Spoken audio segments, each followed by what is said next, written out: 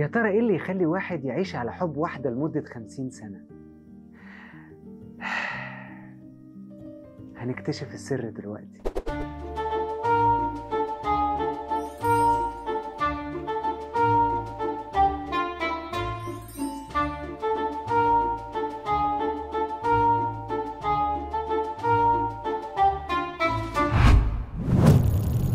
الحب في زمن الكوليرا، رائعة الكاتب جابرييل جارسيا ماركيز. ايه يا عم ماركيز ده؟ لو كنت فاكر ان الحب مجرد كلمة، الكتاب ده هيغير فكرتك تماما. نجيب الكرسي. بتفتح الرواية بالدكتور خوفينال أربينيو وهو بيدخل بيت شخص موت نفسه اسمه جيرميا دي سانت أمور، وده كان صديق ليه وكان شغال مصور، وكان سايب له جواب زود رعشة ايده. هو كان اتعرف عليه بسبب الشطرنج لانه طبيب ذكي وما كانش بيلاقي منافس ليه، لحد ما جه جيرميا واصبح الند ليه وبقى صديقه. ركب العربية وعلى غير العادة في روتينه طلب من السواق انه يروح عنوان اراه في الصفحة الاولى من الجواب اللي فيه اعتراف ممكن يغير حياته حتى وهو خلاص عنده 80 سنة. طبعا انتوا عايزين تعرفوا الجواب فيه ايه؟ في العنوان اللي مكتوب في الجواب بتستقبله واحدة بتقول انها كانت متوقعة وصوله، بس ما توقعتش ان هو يجي بالسرعة دي، خصوصا انها كانت مع جيرميا لحد اواخر ايامه، وكتبت معاه الجواب وانها قضت معاه 20 سنة بتحبه، ولعبت معاه اخر دور شطرنج شافه في اوضته، وده لما راح يبص عليه بعد موته، واعترفت انها كانت عارفة ان هو هينتحر وما بلغتش وسابته يعمل كل اللي هو عاوزه لانها بتحبه. ودعته يومها ولبست السواد وهتبيع البيت اللي بقى ملكها زي ما مكتوب في الرسالة وتعيش زي ما هو طلب. وازاي كان فاسد ومخادع، وده كله وهو ما كانش عارف. شخص هربان من المؤبد بسبب جريمة فظيعة وعمل جرائم وصلت لأكل لحوم البشر. خلاص عرفتوا اللي في الجواب؟ ارتحتوا؟ لسه على فكرة في مصايب. مشى يوم الروتيني وحضر حفلة، رجع بيته وكان بيحضر نفسه علشان يحضر جنازة جيرميا، بس كان عنده بغبغان بيحبه وطار في أول اليوم، وبعد معاناة كبيرة معرفوش يمسكوه ولقى في شجرة جنبه. لما رجع البغبغان ده هيقلب الحياة كلها. طلع على السلم علشان يمسك البغبغان لكنه اتزحلق ووقع على رقبته، وهو بينازع في الروح قال لمراته كلمته الأخيرة: ربنا وحده اللي يعلم أنا حبيتك قد إيه. بيبدأ ماركيز يحكي حكايته من البداية. بيحكي إن خوفينال أربينيو كان مشهور بسبب أحداث الكوليرا، وإزاي قدر يستخدم طرق حديثة علشان يسيطر عليها. الجائحة اللي تسببت في وفاة ربع عدد السكان ومنهم أبوه، وده في 3 شهور بس. إنجازاته العظيمة لبلده من غير أي مصلحة سياسية، وكان الكل بيشهد على إنجازاته دي، وما كانش بيتغفر له غلطتين بس في حياته: إنه قعد وسط قصور محدثين النعمة، وإنه اتجوز بنت شعبية ملهاش ألقاب، مراته فيرمينا داتا. معلش يا جماعة نستحمل بعض في الأسامي شوية. لما مات تم إعلان حداد في البلد 3 أيام على وفاة خوفينال أربينيو. في الجنازة وترتيباتها وتنظيم كل لحظة فيها كان في عجوز سبعيناتي بيساعد في كل جهده، فلورنتينو أريدا العازب العجوز. وبعد ما انتهت كل المراسم ومشي كل المعزين شافته الأرملة واقف، بصلها وقال لها: انا كنت مستني وعايش علشان خاطر اللحظة دي.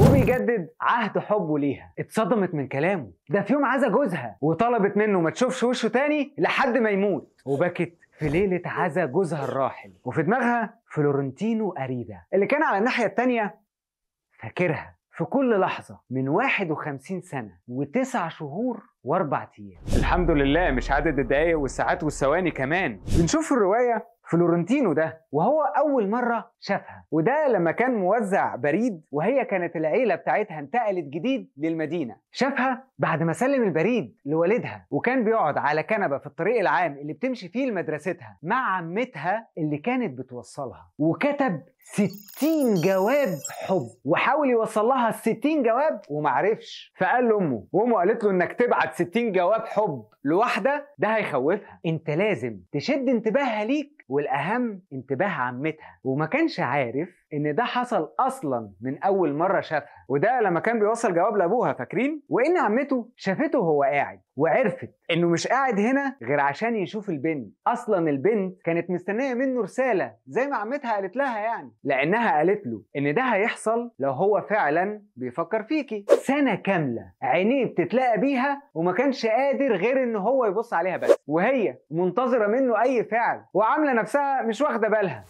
ما هو اصل الاهتمام ما بيطلبش. في يوم لقاها قاعده مع عمتها في الجنينه، وعمتها سابتها ومشي. راح جري وقال لها انا عاوزك تقبلي مني رساله. خدت الرساله وقالت له استنى مني الرد. الحمد لله ما حدفهاش ب60 رساله في وشها، وهو بقى مستني على احر من الجمر الرد. بسبب انتظاره ظهر عليه التعب، وامه افتكرته انه عنده كوليرا. وعلى راي الكاتب اعراض الحب والكوليرا متشابهه.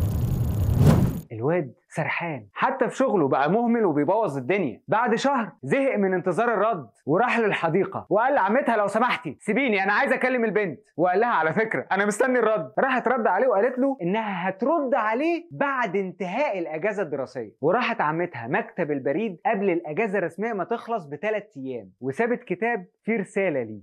قراها وهو عمال ياكل ورد كان شافها بتزرعه. المعنى الحقيقي اللي فيه فراشات في معدتي.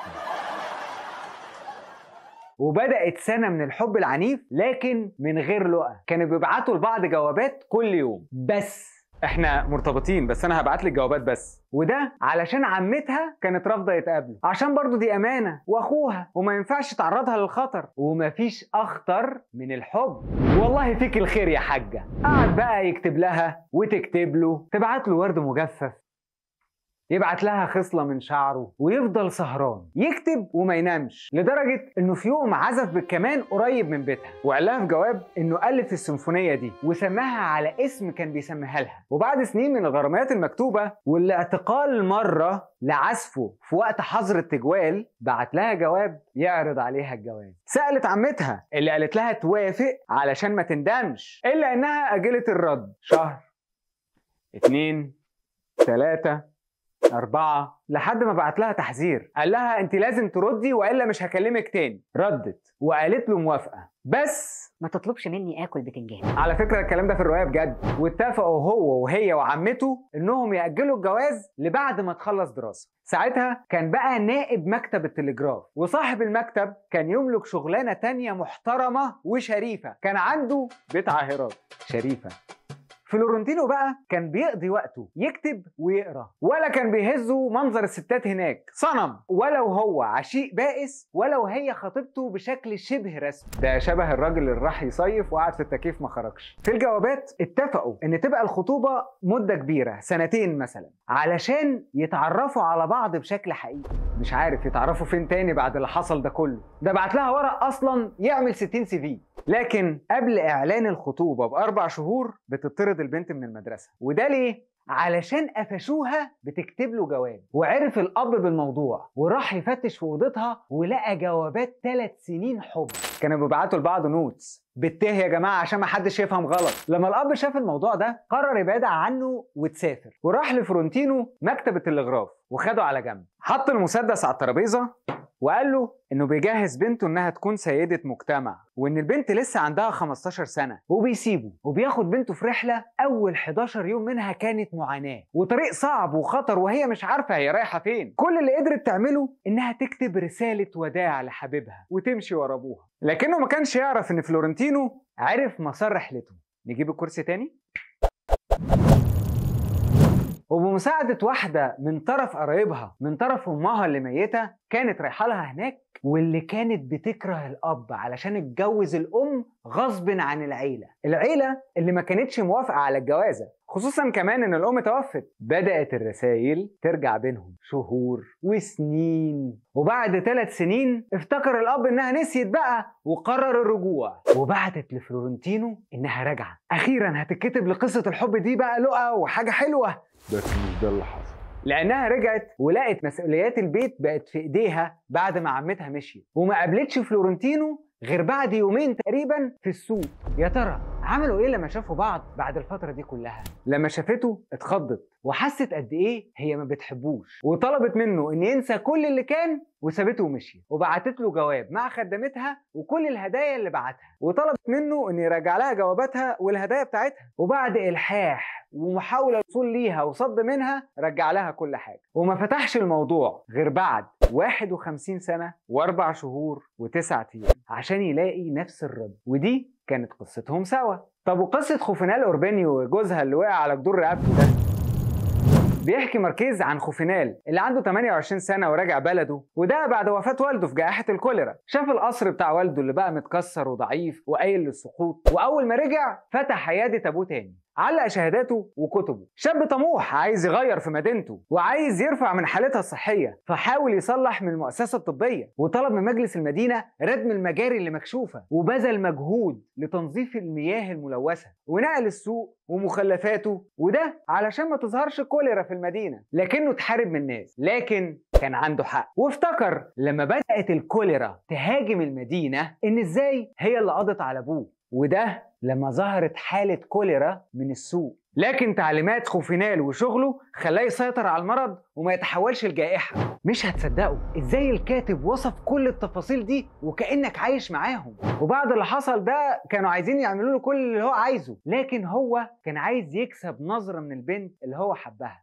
فيرمينا، اللي قابلها لما دكتور بعت له انه شاكك في حالة كوليرا، وراح عشان يتأكد، وكانت هي المريضة وحبها وما طلعش عندها كوليرا. لكنه زارها تاني يوم وهي حست ان هو بيستهبل فصدته، وطلب ابوها منها لما شاف ده من فوق انها تروح وتعتذر له. ايه يا حاج، خف القرون شويه، ده انت لسه كنت هتضرب عيل عشان بتحبه. بان ان الدكتور بيحاول يتقرب منها، وابوها كان بيحاول يميل قلبها ليه لان ده راجل من عيله كبيره لدرجه انه كان بيوصل لها بنفسه الجوابات اللي كانت بتجيلها منه.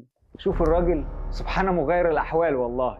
خوفينال يحاول يقرب لها وهي تصده، يوسط ناس وهي تصدهم، لحد ما جت بنت عمها اللي كانت بتنقل لها رسائل فلورنتينو لما سافرت. فاكرينها؟ حكت لها على كل حاجة حصلت من ساعة ما رجعت، عن انها ما بقتش تحب فلورنتينو، وكمان حكت لها على رسائل خوفينال، وحكت لها كمان عن الرسالة المجهولة اللي كانت بتطلب منها ان هي تبعد عن الدكتور المحترم، وكانت ما تعرفش من مين الرسالة دي. الدكتور كان طول الوقت بيحاول يبهرها بكل الطرق لحد ما وافق وعرف فلورنتينو انها هتتجوز، فتعب. وامه طلبت من قرايبها ان هم يشوفوا له شغل في مكان بعيد علشان ينسى، الا ان يوم زفافها اللي كان عارف ميعاده صابته حمى، وافتكروا انه عنده كوليرا. ولما فاق من الحمى قرروا انه يرجع مدينته تاني، لكنه رجع علشان ينساها وسط ستات كتير ومغامرات كتير ياخدها، بس شافها بعد 3 سنين من جوازه. طيب ايه اللي حصل له بعد ما شافها بعد المدة دي كلها؟ تابعوا عشان تعرفوا. المفاجأة انه اكتشف ان مفيش حاجة اتغيرت في قلبه من ناحيتها. تخيل اني بحكي لك اول 150 صفحة من 300 صفحة وما وصلتش لباقي القصة. جابرييل جارسيا ماركيز فظيع في وصفه للأحداث. يمكن أنا كقارئ بحب اللي يخليني أتخيل، يسيب لي مساحة، لكن هو ككاتب بيوصف كل لحظة وكل نفس بطريقة مختلفة، طريقة تخليك ما تحسش بالوقت وتتخيل كل حاجة بتدور جوه الرواية. طيب بعد كل اللي حصل تفتكر هل الحب هينتصر في النهاية؟ هل فعلا الحب بيعيش للأبد؟ شاركونا رأيكم في الكومنتات وهنجاوب عليكم في الجزء الثاني. حاولوا تقروها، ولو ما عرفتوش اديكم خدتوا مختصر مفيد عنها، يمكن يساعدكم الفيديو ده في يوم من الايام انكم تقروها. واشوفكم قريب بالمختصر المفيد مع احمد حسن.